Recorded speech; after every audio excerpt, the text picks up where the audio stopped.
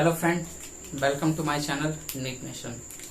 So in previous class we will discuss about the structure of sperm.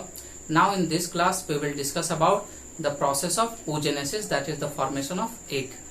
So we'll start the topic oogenesis. Oogenesis means the formation of ovum or egg.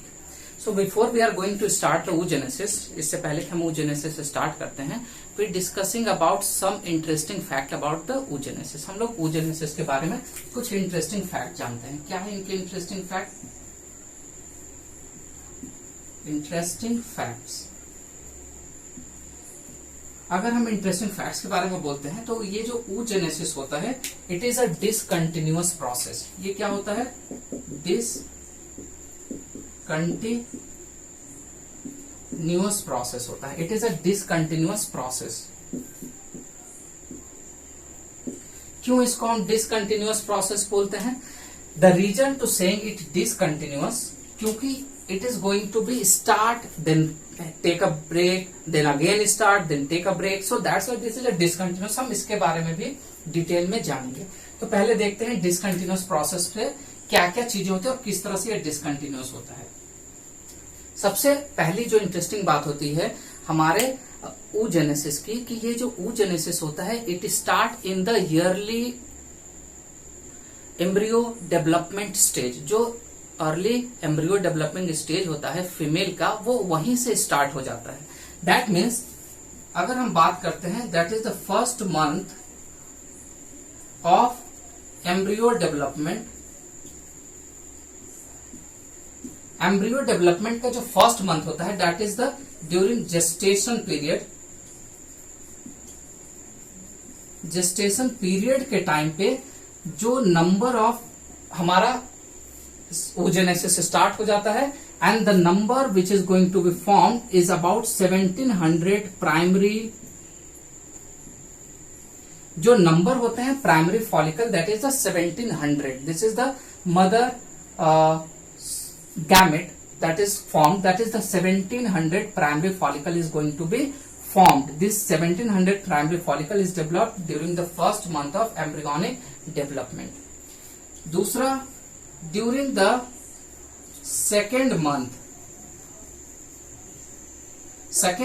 embryonic development में ये जो number होता है, क्योंकि ये continue divide हो रहे होते हैं, तो इसका जो नंबर होता है it's going to increase into 5 lakhs. इसका जो नंबर होता है वो कितना हो जाता है? 5 लाख 2 महीने में ही.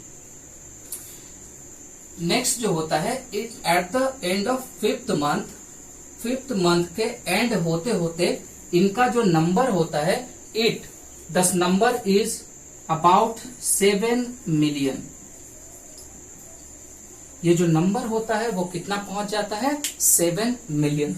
हाउ इंटरेस्टिंग कि पहले मंथ में 1700 होता है, डिवाइड होके सेकेंड मंथ में 5 लाख हो जाता है, और फिफ्थ मंथ आते आते जो नंबर होता है वो 7 मिलियन हो जाता है. क्लियर है? एंड आफ्टर दैट, इसके बाद क्या होता है? There is no further division of primary follicle. Primary follicle और ज्यादा नहीं बनेंगे. After that there is a formation of a process which is known as the atresia. इसके बाद एक प्रोसेस होता है जिसको हम क्या बोलते हैं? एट्रीशिया. मीन्स क्या होता है? Synchronization of this primary follicle. ये प्राइमरी फॉलिकल क्या होंगे? सिंक्रोनाइज होंगे, और सिंक्रोनाइज होने के बाद their number is going to be reduce. इनके नंबर जो होते हैं वो रिड्यूस होने शुरू हो जाते हैं. That means this number is going to be reduce in a large extent, that is at the time of birth. During the time of birth के टाइम पे ये नंबर कितना हो जाता है? This number is going to be, because of this atresia, this is only 2 million. ये जो नंबर होता है वो 2 मिलियन पर आकर रुक जाते हैं. This number is going to be complete at this 2 million. Clear है? उसके बाद that is this number is again going to be reduce, continuous is going to be reduce, and at puberty, that is till puberty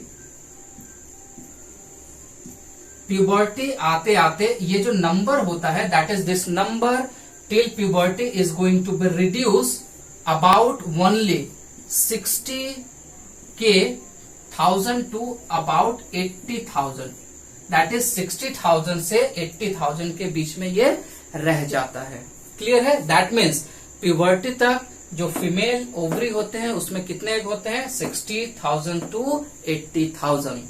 and इस in this egg also not all primary follicle, this not all primary follicle is going to be developed, सारे primary follicle develop नहीं होते हैं। क्या होते हैं? at every 500 primary follicle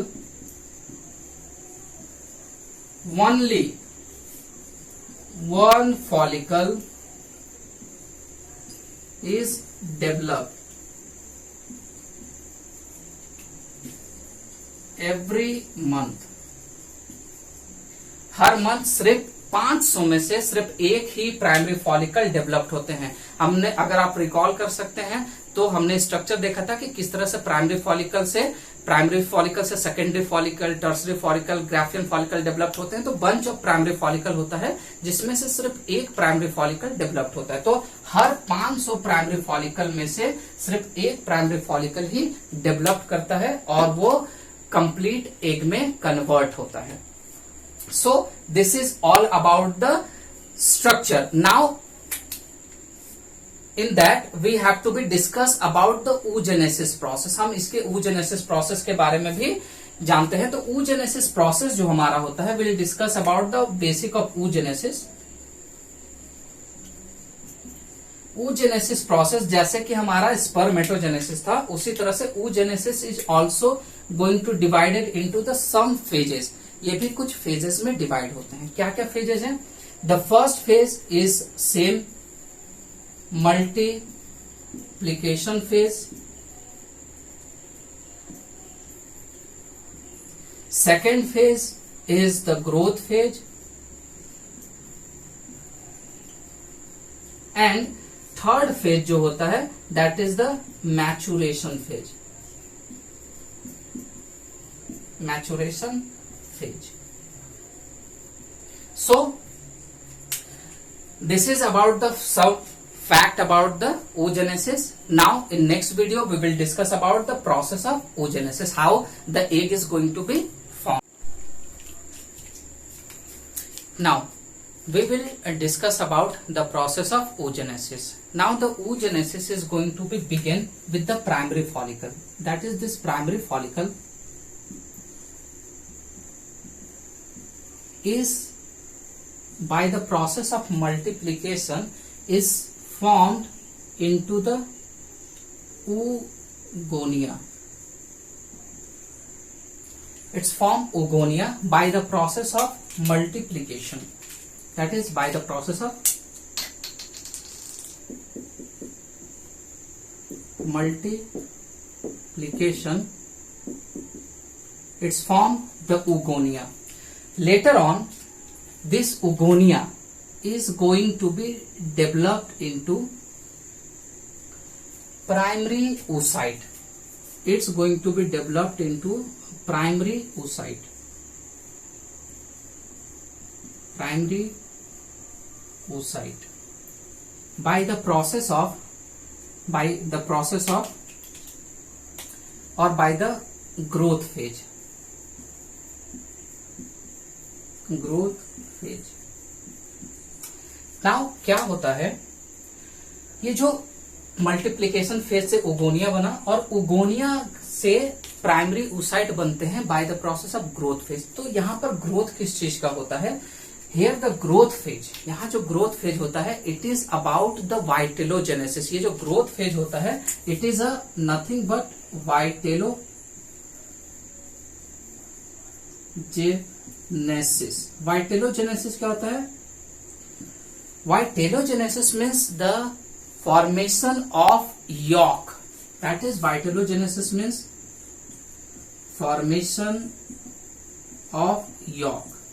York क्या होता है? That is yolk is very necessary for the development of the complete embryo. Complete embryo development के लिए यॉक बहुत ही ज्यादा जरूरी होता है। इसीलिए this yolk is going to be accumulated during the growth phase. ये जो ग्रोथ फेज होता है उस टाइम पे ये एक्यूमुलेट होता है by the process of vitellogenesis. ये जो डेवलपमेंट ऑफ यॉक होता है it vary in the different species, ये वैरी करते हैं अलग अलग स्पीसीज में। अगर हम एग्जांपल लेते हैं, for example if we just take in case of human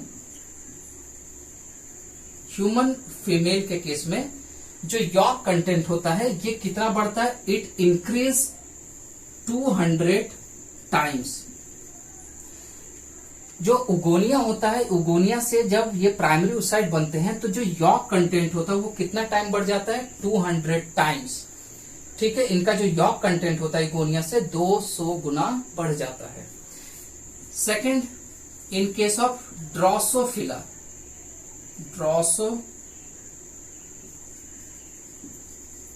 Drosophila के केस में क्या होता है, इट्स इंक्रीज 90,000 टाइम्स। ये क्या होता है, 90,000 गुना बढ़ जाता है। Now in case of frog के केस में इट इंक्रीज अबाउट 20,000 टाइम्स। ये लगभग it's not 20,000, 2,000 times. It increase about 2,000 times. ये लगभग 2,000 गुना बढ़ जाता है। क्लियर है? सो दिस ऑल डिपेंड, ये जो सारी चीजें होती हैं ये डिपेंड किस पे करती हैं, it's depend upon that how much nutrition is needed by the egg for complete development. जो एग में एम्ब्रियो डेवलप्ड हो रहा है उसके डेवलपमेंट के लिए कितना न्यूट्रिशन चाहिए उस पर डिपेंड करता है कि ये कितना गुना बढ़ेगा। ह्यूमन में बहुत कम होता है। रीजन क्या होता है, because during the development of embryo in human female there is a development of placenta developed होता है, और जैसे ही प्लासेंटा डेवलप्ड होता है, because of the development of placenta nutrition mother से गेन करता है एम्ब्रियो, जिसके लिए उनको ज्यादा न्यूट्रिशन की जरूरत नहीं होती है यॉक से, इसीलिए इसमें सिर्फ 200 टाइम ही इंक्रीज होता है। But in case of drosophila and frog it increase many folds. Clear है? So this is a one process. Now अगर हम प्राइमरी oocytes के बाद करते हैं, तो after this primary oocyte this going to be divide. यहां तक ये जो पूरा डिवीजन था, this are the mitotic division, that is the number of chromosome is 2n here, the oogonia also having a 2n, and after this primary oocyte is also having a 2n number of chromosome. After that the division is become meiotic division or meiosis takes place. Now meiosis, how this process is going to be takes place? First the nuclear division will just make this nucleus. The nucleus division is takes place. That means the equal 2n nucleus is going to be by the process of meiosis 1. The half nucleus is divided into the one cell and half is going to be formed into the another cell. Now but is there the division of cytoplasm is equal? क्या जो division of cytoplasm है वो equal होता है? नहीं. क्यों? जो human female होता है, ह्यूमन फीमेल का जो यूट्रस होता है, जो उम्ब होता है, वो इस तरह से ही डेवलप्ड होता है कि उसमें एक एम्ब्रियो प्रॉपर डेवलप्ड कर सकता है, एक चाइल्ड कंप्लीटली प्रॉपरली डेवलप्ड कर सकता है. तो अगर मियोसिस से हमको कितने डेवलप्ड होंगे? There after the meiosis there is a formation of 4. Then the 4 baby can not be developed properly into the uterus of human female. तो इसके लिए अगर हम हमें एक की जरूरत है. Then how it's going to be maintain? Nucleus तो डेवलप्ड होते हैं प्रॉपरली, ठीक है, but the division of the cytoplasm is unequal, uneven. जो साइटोप्लाज्म के डिवीजन होते हैं वो अनइक्वल होते हैं, अनइवन होते हैं. मीन्स क्या होता है? That is the one cell having a very less amount of the cytoplasm and the other on the other hand the other cell having approximate all cytoplasmic content. दूसरा जो cell होता है उसमें लगभग सारे साइटोप्लाज्मिक कंटेंट चले जाते हैं. And after this meiosis 1 division the cell which is going to be produce is known as the secondary oocyte. ये सेकेंडरी oocyte वही सेल है जो ओव्यूलेशन के टाइम पे रिलीज होता था। This is that is it's going to be release during the ovulation. It release during ovulation. ये secondary oocyte ही हमने बताया था प्रीवियस, अगर आपको याद होगा कि सेकेंडरी ओसाइट ओव्यूलेशन के टाइम पे जो रिलीज होता है वो सेकेंडरी ओसाइट ही होता है। Now what is going in this second, this is the secondary oocyte, and the second which having a very less amount of cytoplasm, उसको हम क्या बोलते हैं? This is the first polar body, इसको हम first polar body बोलते हैं, जो कि क्या होता है आगे चल के डिजेनरेट हो सकता है, हो जाता है, और sometimes in most of the cases it's going to be degenerate, but in few cases it's also going to be divide. Now the second, यहां पर this is the phase where the egg is going to be release, जो ovulation होता है इसी में होता है। Now the second division that is meiosis 2 is only takes place when the sperm is comes in contact with the egg. जो second meiotic division होता है वो तभी पॉसिबल है जब स्पर्म एग के कॉन्टैक्ट में आता है, that means it going to be stimulated through the sperm. अगर स्पर्म कांटेक्ट में आता है then the second meiotic division is takes place, and this is again unequal division. ये फिर से क्या होता है? अनइक्वल डिवीजन होता है। मीन्स जो एक एग होता है that is meiotic 2 is again unequal division, that is the chromosome number is same, that is after that they having a n number of chromosome, this is also having a n number of chromosome, and this is meiosis 2 having n, and this is n number of chromosome. But this meiotic division is only trigger, or it is trigger by sperm। ये तभी trigger होगा, ये तभी उस समय होगा जब sperm इस सेकेंडरी ओसाइट के कांटेक्ट में आती है, नहीं तो secondary oocyte is going to be ovulation is takes place, and after ovulation if fertilization is takes place then this meiosis second is takes place. If there is a no fertilization, there is a no, that is the process of sperm is not going to be deposited, not come in contact with the egg, so it is going to be destroy into the secondary oocyte phase। ये secondary oocyte के phase में destroy हो जाते हैं, ठीक है। तो ये ट्रिगर होता है स्पर्म से, and after the triggering of sperm now they are converted into the ooted और एग और ओवम। जब सेकेंडरी oocyte स्पर्म के से ट्रिगर होता है, स्पर्म के कांटेक्ट में आता है, तब ये मियोसिस 2 करता है, और मियोसिस 2 करने के बाद ooted एग या ओवम में कन्वर्ट हो जाता है, उसमें डेवलप्ड हो जाता है। क्लियर है? Now there is a one interesting thing, ये जो सेकेंडरी oocyte होता है this is the stage where it going to be arrested. ये सेकेंडरी oocyte स्टेज होता है जहां पर it going to be arrested into the meiotic first, meiosis first के प्रोफेज 1 के डिप्लोटीन स्टेज में अरेस्ट होता है, that is it going to be arrested, that is हमारा जो oogenesis प्रोसेस होता है, it going to be arrested, इट arrested into diplotin stage of prophase 1 of meiosis 1। meiosis 1 के प्रोफेज 1 के डिप्लोटिन स्टेज में क्या होता है? अरेस्टेड होते हैं। और ये कब ये स्टार्ट होता है? Secondary oocyte formation after the puberty. जब प्यूबर्टी होती है, प्यूबर्टी के बाद ये फिर डिप्लोटिन, फिर zygotene, diakinesis, and then meiosis 1 करके ये फिर कंप्लीटली सेकेंडरी oocyte बनाते हैं। और सेकेंडरी oocyte के बाद फिर कब ये ट्रिगर होता है? By the sperm, when the sperm is come in contact with the egg, तब ये मियोसिस 2 कंप्लीट करता है और ooted या एग बनाता है। सो हमने क्या देखा कि this process is going to be, ये जो कंप्लीट प्रोसेस है this is the discontinuous process. मैंने पहले ही बताया था कि ये जो फॉर्म oogenesis होता है ये एक डिसकंटिन्यूअस प्रोसेस है, क्योंकि ये देखिए किस तरह से ये स्टार्ट कब होता है?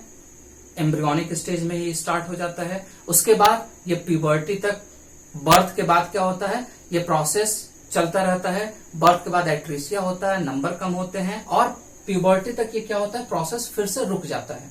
प्यूबर्टी के बाद जैसे प्यूबर्टी कंप्लीट होती है फिर ये डिवीजन स्टार्ट करता है और सेकेंड्रियोसाइट बनाता है। सेकेंड्रियोसाइट बनने के बाद अगर स्पर्म आ रहा है, स्पर्म एग के कांटेक्ट में आ रहा है, फर्टिलाइजेशन हो रहा है, तब फिर ये डिवीजन, फर्दर डिवीजन स्टार्ट करता है, that is the meiosis 2 start करता है और एग या ओटिड में कन्वर्ट होता है। That means this process is going to be discontinuous, it's not going to be continuous properly, जैसे कि स्पर्मेटोजेनेसिस होता था कि एक बार अगर स्पर्म बनना स्टार्ट हुआ then it's going to be completely it going to be stop after the formation of complete motile sperm, लेकिन this is not going to be start and going to be end directly, it take a time, ये time लेता है and it's going to be in between this time they having a certain interval, कुछ interval period होते हैं, that's why this oogenesis is discontinuous process। ये हमारा क्या बनाता है, ओटिड और एग कंप्लीट करता है। और ये जो दूसरा होता है